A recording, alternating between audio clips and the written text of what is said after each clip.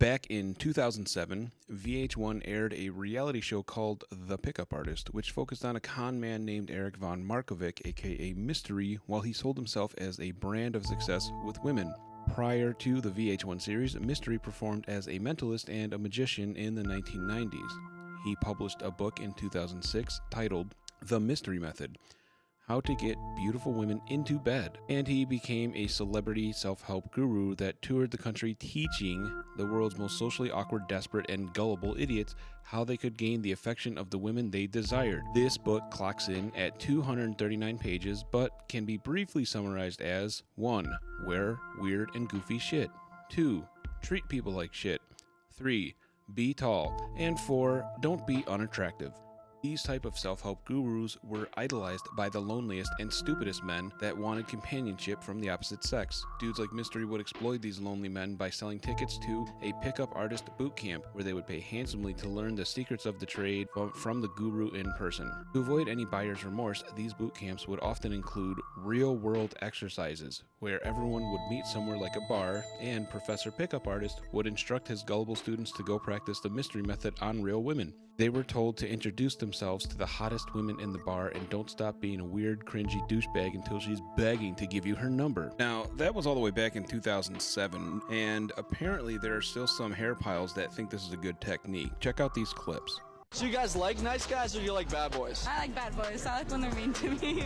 Wow, wow. So you like it rough, huh? Yeah. Yeah, she likes it rough. Cool, well I think you're pretty cute, so could I get your number? Sure. Alright, let me get your number. What's your name? Kira. Kira, I'm Mike's friend, Ollie G. Nice to meet you. Nice to meet you. How's your night going? It's pretty good. It's pretty good? Yeah. Yeah, alright, so what do you have to offer me tonight? What do you want? Anything. I mean, I don't know. I want you. The best part about these boot camps is that it was commonly known that beautiful actresses and models were hired to attend this bar and flirt back with the socially awkward losers that approached them. The level of detail that Mystery puts into his scheme was genuinely impressive.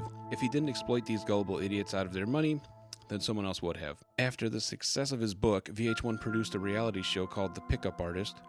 I remember the first time I saw clips from this show, I thought, this is a joke, right? Nobody could be stupid and desperate enough to believe in this, right?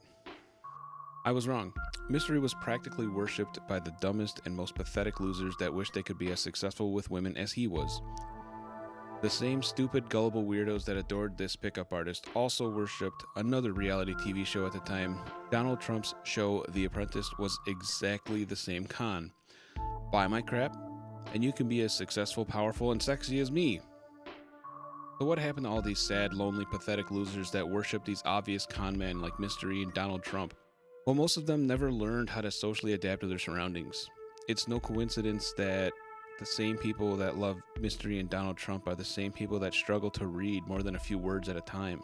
These people know that they're dumb and are embarrassed by that fact. Their biggest fear is that they will be exposed as a moron in front of more successful and intelligent people. Their biggest fear is that everyone will laugh at them. So did these people recognize their flaws and work on becoming more knowledgeable, well-rounded, and emotionally stable? Fuck no. They flock to social media to hide in a safe space so they can continue feeding their delusions of grandeur.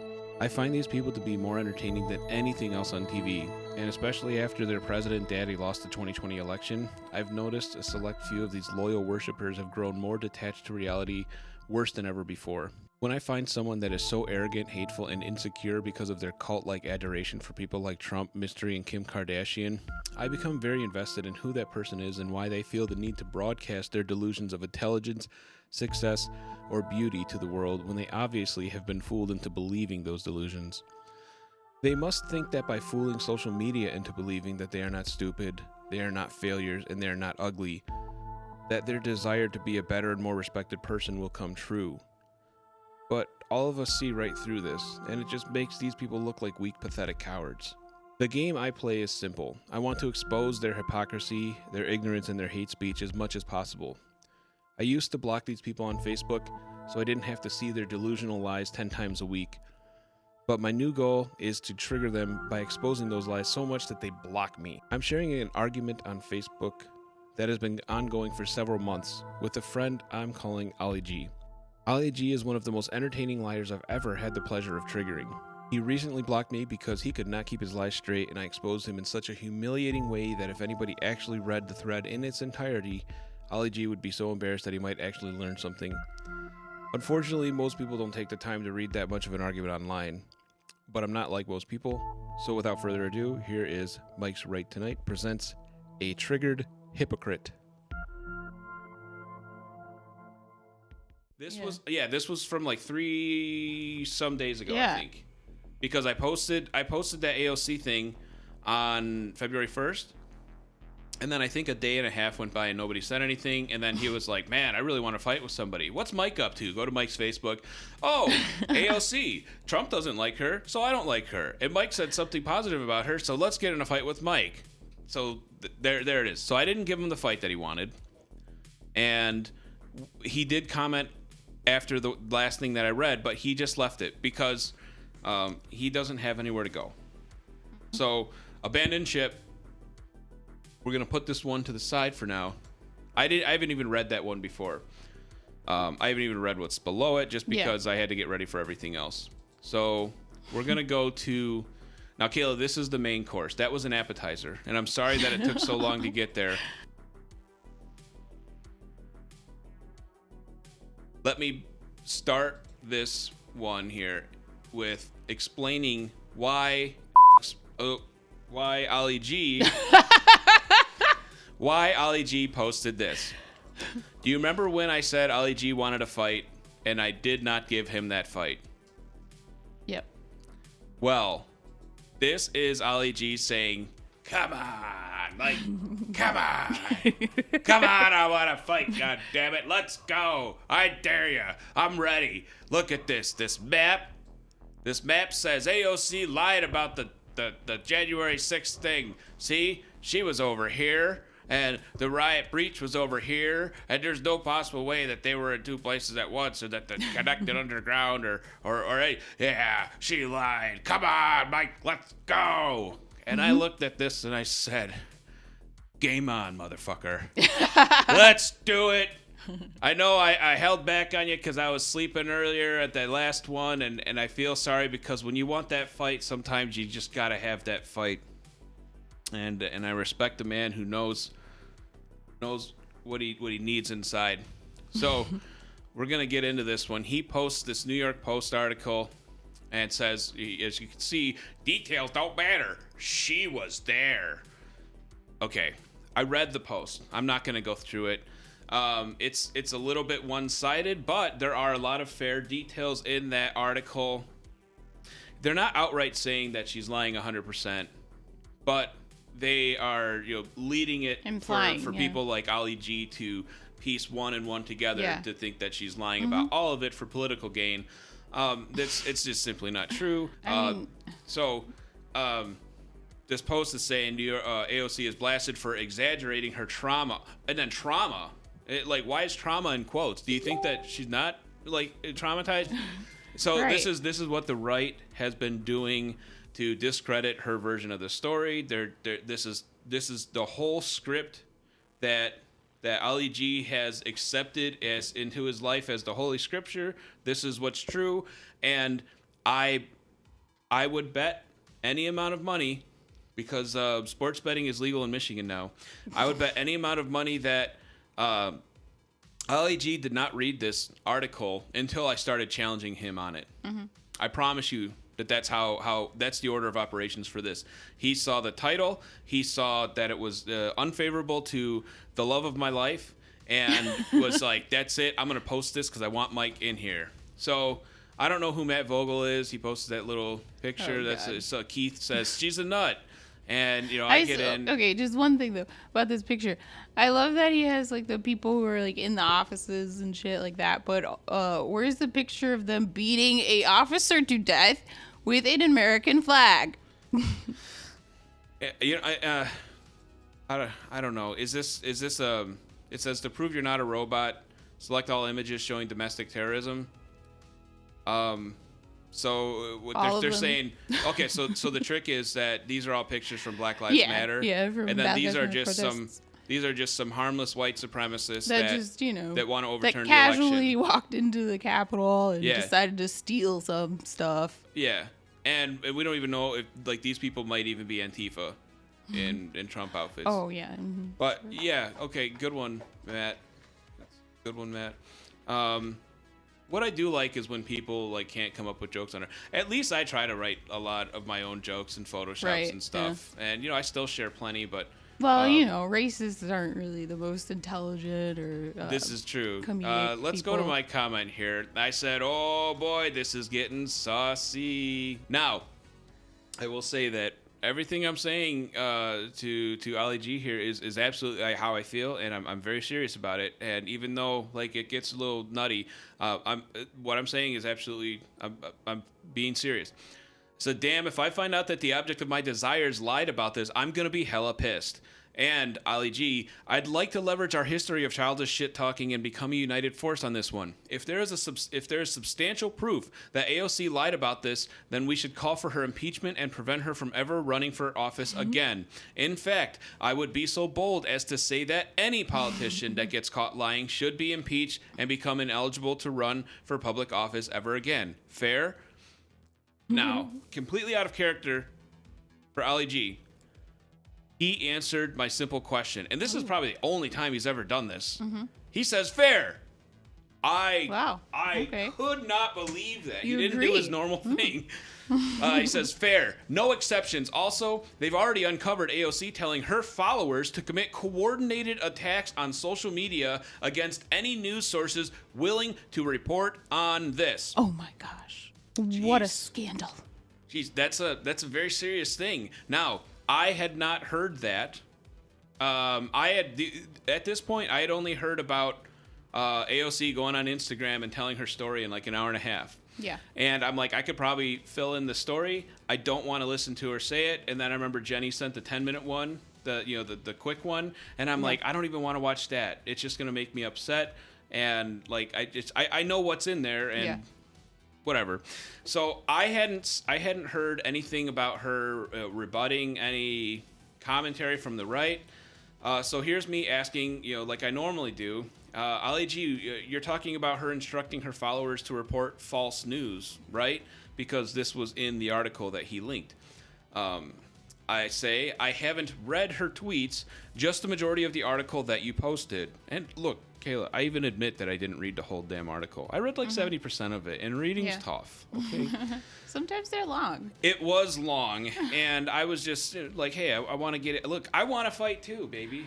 I want to get in that fight, and I want to have someone to scold. And, he's always there for me when I need to scold someone and have like 27 victories in a row. So I said, I haven't read her tweets, just the majority of the article you posted. It's wipe day on Russ, so I can only allocate about 4% of my attention on any of this. Ali G says, no, not report false news, to report any story that calls out her exaggerating what happened. Big difference. Now, this is when I know he's making shit up, because nothing like... The thing is, AOC is actually very intelligent, and if AOC was in the news for doing something that's unfavorable to her character and to her image, she wouldn't put in writing something that says like, I need all of you guys to stop anything where they report this totally true story about me, and I need you to do it at all costs, and I need you to do it like you need to even go and you got to burn down the newspaper just to get that just to get that story out of there. Do whatever you have to. That's not something she would do. Yeah. And if it was, she would certainly not put it in writing or have a recording of her saying it. So that's where I know Ali G is making this shit up. But honestly, I don't think it's his fault, because when you watch shows like Crowder and Tucker Carlson and Alex Jones, they will do the same thing. They'll say, well, this is what they want. They wanna they wanna drink your baby's blood. Yeah. And it's like, well, they said it really forcefully, and so I can't think for myself. So that's absolutely a fact. Right. It was on the news, the Alex Jones news. But okay. So he says. So this is what Ali G thinks. He thinks that AOC is going around telling everyone to falsely report any news of her that's unfavorable to her, which is not what she said. That's not what she was pushing for. I say, hey, Ali G, can you show me where she says that? Here's all I found in that article. Quote, in an email later sent to supporters, this is the article that he posted. AOC encouraged them to identify the posts that are threatening or harassing and use the built-in report features to flag them for moderators. Now, the guy that authored the article has a slanted opinion of what he thinks she meant, but let's focus on what she actually said. Otherwise, we'll be here all day, and I have to pwn some noobs with my new Chrome MP5 skin in Rust. Ali G says, calling the truth of what actually happened that day misinformation and telling others to report it is exactly that. It's her attempting to censor anyone who's calling her out on exaggerating it. Now, I can't zoom in on this and make it legible, but this is AOC's actual statement, and I don't even think Ali G read it. I don't even think he read this, because what I summarized is exactly what she said. It's all of the threats, all of the harassment, all of the misinformation that violates terms of service on these platforms, and she's encouraging her supporters to flag them so that moderators can get rid of the lies, the threats, and the harassment. Not even like banning accounts or anything, but just to stop the spread of that information. That is something that we all agree to when we use these platforms, and if you don't like those rules, that's tough shit. So he posts another thing. Oh, what about the multiple bombs surrounding her office? And again, this is AOC's tweet saying there was bombs around my office. I reply, I'm like, Ali G, the FBI confirmed that at least 2 pipe bombs were found. And I post the link. And there was more than one link, but he's not even going to read the one. So here, Ali G says that she's lying. Here, the FBI says that she's not. I trust the FBI on this one. I then replied, Ali G, I don't see the problem with this letter to her supporters. That's this letter where she said to flag the false information. Facebook and Twitter have terms of service. Part of that is that moderators can delete the comments and the posts as the company sees fit. When I read the letter from AOC, it says, flag all the posts that are misleading or blatant misinformation. Flag all the posts that are harassment and threatening. The moderators will verify and delete anything that's false. This is completely acceptable. AOC is not telling people to lie or cover for her. She's telling them to flag the posts that are false. She wants to get rid of the lies. Ali G comes out. He's like, you're going to defend doing that when you were the same person who told me that you got a 30-day suspensions as a result of snowballing negative reports and the inability to dispute them. You don't see the obvious issue with telling people to report things at large, knowing that these systems aren't built to fairly dispute a report. It's like you've developed Stockholm Syndrome. And then he posts a screenshot of a dialogue I had with him. He loves posting the screenshots. That's gotcha. And especially and I do it too with the little red circle. But yeah, this is me talking about. Talking to him in the screenshot about the about my Facebook ban for 30 days.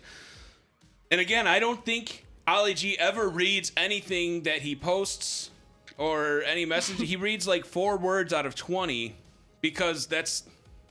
I explain it further down. I'll explain this in a second, but. A new player has joined the game. Introducing my new best friend, Omar Saeed. We've never met face-to-face or online until last night. But I feel like we've been friends for a long time.